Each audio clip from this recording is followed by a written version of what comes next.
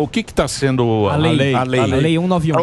O papo é essa lei, não é? Desculpa, viu? Regularizar a exploração. O PL 191, a Constituição, ela já permite a mineração em terra indígena. Só que ela disse, não, tem que ter uma lei para regulamentar.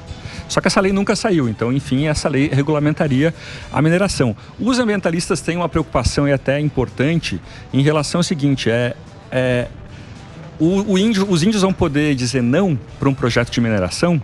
E daí, isso é um pouco complicado, que é o seguinte, hoje, se acharem na tua casa, Emílio, um mineral precioso, super precioso, que a gente tem uma guerra no Brasil, a gente precisa daquele mineral, o Estado tem o direito de desapropriar a sua casa.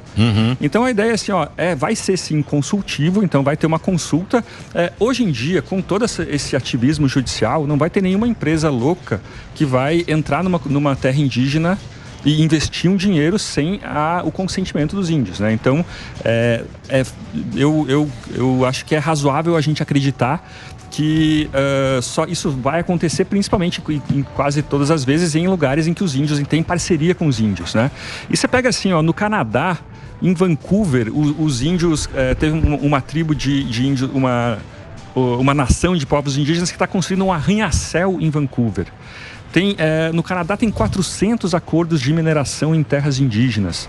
Na Austrália, o território do norte, de onde vem aí todo o minério de ferro, né, 80% do minério de ferro do Canadá, você tem ali riquíssimas mineradoras que pertencem a índios. Por que não tem, por exemplo, o Henrique Terena não tem uma empresa que está listada na Bolsa? Sabe, a gente tem essa ideia de que índio tem que ser pobre. Mas o índio tem que ser atrasado, ele tem que fazer parte de uma... Era essa questão que eu queria fazer pro Henrique.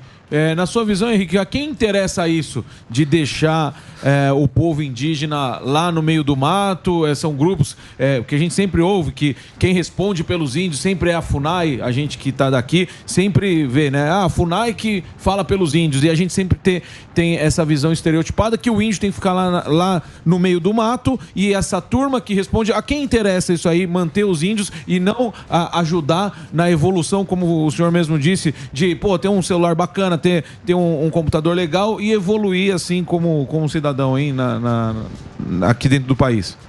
Interrogação. Esse interesse não é nosso, né? Enquanto indígenas, nós queremos evoluir, queremos ter algo importante em nossa vida e para a nossa família. Esses são atores externos, né?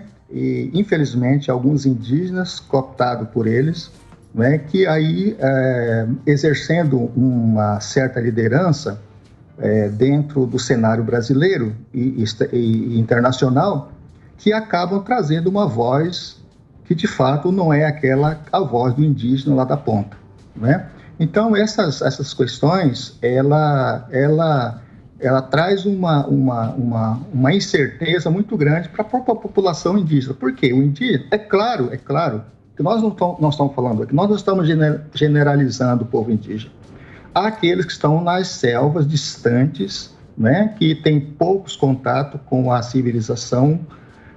É óbvio que para esse grupo as coisas vão demorar um pouco mais, né? Mas para aqueles que estão já têm o contato, que têm a comunicação da língua nacional, que já tem o trânsito assim dentro das comunidades não indígenas, para aqueles sim, eu acho que é importante que este grupo venha e traga essa nova maneira de pensar. Então, assim, para nós, enquanto indígena, é um atraso ficar nessa ideia dessa romantização que se tem do povo indígena.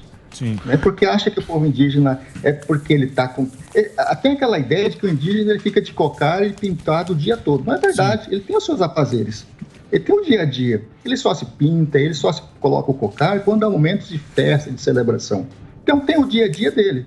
Então, assim, o interessante é que é pregado para o mundo de fora que o indígena ele tem ficado daquele jeito, como uma peça de museu que não pode ser mudado, Exato. Que não pode ser atingido. Qual que é a relação, meu querido Henrique, igual as ONGs, né? Porque também a gente estava até citando aqui que o cara fala na Europa, na França, sempre o cara gosta de dar um pitaco. Realmente tem essa polarização. Eu queria que você explicasse como é que funcionam as ONGs, se elas ajudam, se atrapalham. Qual que é a tua visão? Há ONGs que têm trazido ajuda, mas a maioria dela não.